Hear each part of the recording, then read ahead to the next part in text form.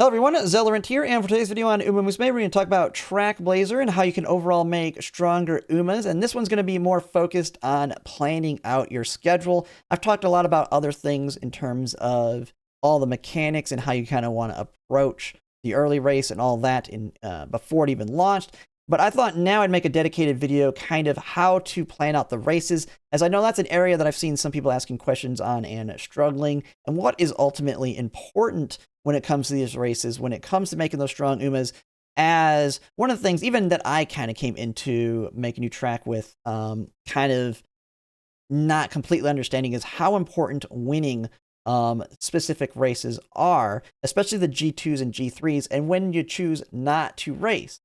And so right now I have a guide that someone had posted here that I'll put in the description on that kind of goes over all of it and how you can kind of approach things.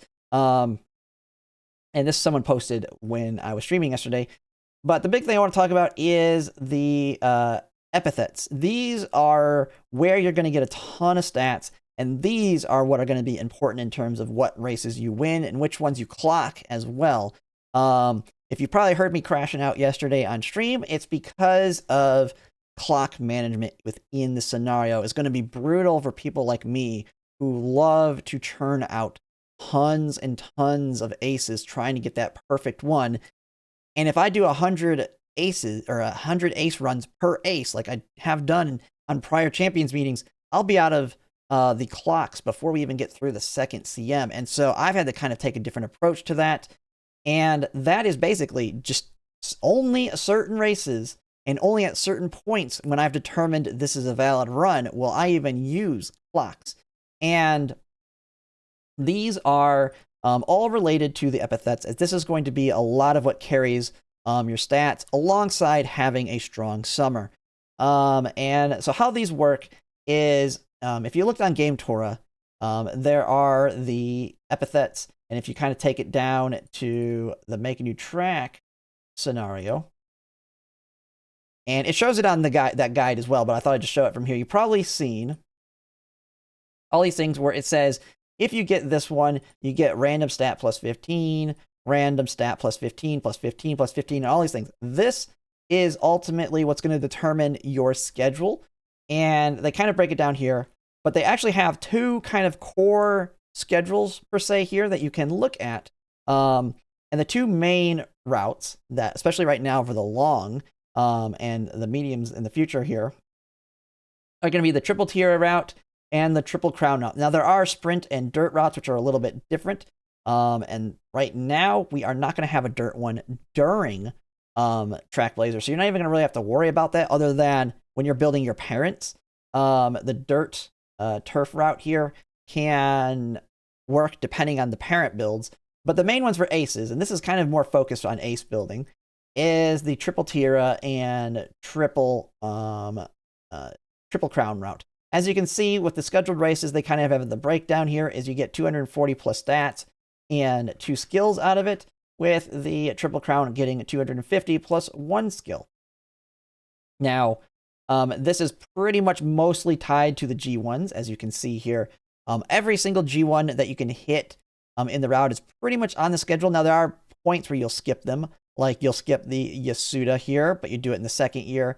You do the Mile Championship here, and then you do the Japan Cup here. And that's because of the specific championships you're looking to get because of the stats. This is going to be very, very important. These are where you ultimately want to use your clocks, are all the G1s. I have found the G2s and G3s, unless you are like on a very strong run and you just have like a run, like a really bad one that gets you like 10th place on one of these later ones, it's not worth it to use clocks anywhere before the first inspiration, especially if you're churning out aces like I do. And that is just because you're going to run out, and it costs carrots to kind of clock a race if you have not, if you've run out at that point. Once you run out, it's cost carrots then. And that will ultimately suck, especially if you're a light spender who's willing to spend carrots for more runs, but you're probably not going to want to spend like 50 plus carrots on your clocks per run. And so this is kind of where you kind of have that decision point of start using them. Well, to me, is right after the first inspiration. Because I have found if you want to make a strong ace, The decision points on whether or not the ace is good, this is going to depend on the person, is going to either be that first inspiration. If you don't get the distance S, that's personally where I tend to kill the runs. If I don't get that distance S, it's not worth it to go through another 40 minutes on the run and gamble on trying to get it on the second one, especially when you're having to take mile sparks. And so your chance of hitting an inspiration is much lower. That'll kind of change for me once we do the mediums and I have like a full stacked Uma with all medium sparks. But on this one, I think first inspiration is a good killing point. But for those that don't or are wanting another place to kind of really have a good gauge of where the ace run is kind of dead, I'm finding right after the first summer. Because ultimately the biggest areas to get the stats are one, these epithets, but the other is the summer. If you don't get items and your first summer is atrocious, I found while you can recover your stats, you can recover them to a certain extent. It's definitely not going to, especially if you're a tryhard like me, be that run, that really good run. And that is where you can kill them. So that way you can kind of conserve yourself from wasting clocks on any of these future races. Now, I do know some people have the approach of if the run's dead after the first summer, you can just convert it to an ace run or a parent run. That is also a potential. But if you churn out aces, I find that that's a good point there. So the key thing is the clocks ultimately should really only go towards the G1s or like a really bad race, bad luck one in the late race. That is where I found that. And then ultimately, when it comes to the items, you got to make sure not to do what I have a struggle to do, which is buying too much too early. That is the thing that can kill you as well. Is yes, sometimes you have that run where it's just throwing all of the best stuff at you. It is just like, here's the 65 energy, here's the 2 mood effect, here's all these stat increases, here's the bond cards, here's 3 hammers. Like, you're just getting everything thrown at you, everything you need too. Being patient and really playing it slowly to really think about what you're doing. If you're like me, you're just kind of in that grind mode of trying to build that perfect ace. And man, it can be atrocious if you're killing them off and you do like 5 runs where they die off or you have to get rid of them at that first inspiration. And sometimes the problem has been that I just can't buy stuff because I have overcommitted on other items that are important that I know I'm going to need later. And I'm fearful that it's not going to show up later. But now something that I need right in that moment shows up and I cannot afford it. And so that's kind of the key thing. Make sure you are buying items as you need them to a certain extent and waiting to the last second to buy them if you don't need them right at that point. It will save you in the long run because I have bricked some of my runs just from poor item management. So be very careful on that. And that also comes down to like fast learner and charming. Some of these things are just too expensive. Don't waste. If you're able to buy a fast learner, I already tell you, if you have 280 points to buy fast learner, yeah, that run's probably bricked because you got screwed in the shop. So you're just not getting enough because unless you're doing like a full stacked non-stop race run, which is a full race bonus build, which to me won't be really all that good, you're just not going to have that much to make it work.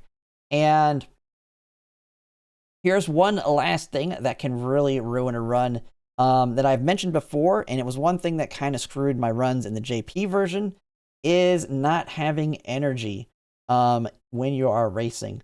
Depending on what consecutive race you're on, you can get hit with the mood down, skin outbreak, and the 3 stats. They're kind of different depending on your energy. Now, we've already had like the skin outbreak and mood downs. We already knew about those from the consecutive races. Like you're guaranteed 100% after 3 races. But here's the thing, when you have 0 energy, even if you're doing your first race, it's a 15% chance to get a mood down. 2 races, 33. And then you could actually get away now with 3 races without a mood down. It's 60%. And the mood down makes it to 100%. But then it's just overall crazy how these can really screw a run. So one thing that you can do, and a technique to kind of avoid that, is these small energies. Sometimes you may want to use them, especially if you're like on a 3rd consecutive race, just to avoid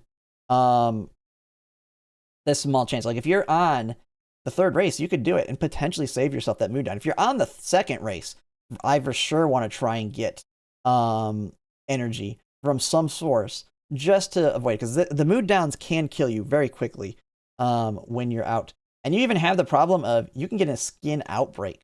Very low chance, 4 and 8% on the 1 and 2 races, but that's like a run killer unless you have the item to kind of cure it. And so just know that energy is important even when racing. It's yes, if you're gambling for that high run, sometimes you just got to do it because you have no other option. But just know that if you have a way to top yourself up a little bit for the race, it may be worth it depending on how your items are going. But yeah, that's just some of my thoughts on this that I've tried it over the couple days, and some of the tips that I've kind of figured out as I'm doing my runs. As you're probably learning at this point, while I do find Make a New Track is way, way, way better than Unity Cup, the RNG is still very real in this one. That shop can ruin you or it can save you. And getting that God tier Uma will take some time. And realistically, S pluses are like kind of the bottom of the barrel now when it comes to the runs that I've kind of seen. If you finish out the run and kind of don't have completely terrible luck with decent cards. But we're starting to already see the UGs. Now, some of them are rank pushers. But just know that, yeah, that God run, that really good run that's going to build a strong ace should be at least an SS. And that'll kind of give you a good indicator of if you had a good run or not for like an ace versus somebody that's pushing rank. Now, you can get higher if you have that good run. But just know that that's really kind of seems to be the threshold for a very strong ace that I've seen so far. But yeah, that's going to be pretty much it. That's some of my thoughts and tips based on what I've learned over the last couple days. It's definitely a pretty stressful scenario in a certain extent for me, but that's because I like to churn out runs, and when they are as long as they are, it's definitely not conducive of going through so many Umas so quickly. But that's it for now, and if you like my content, if you could like, comment, subscribe, it really helps, and thanks for watching.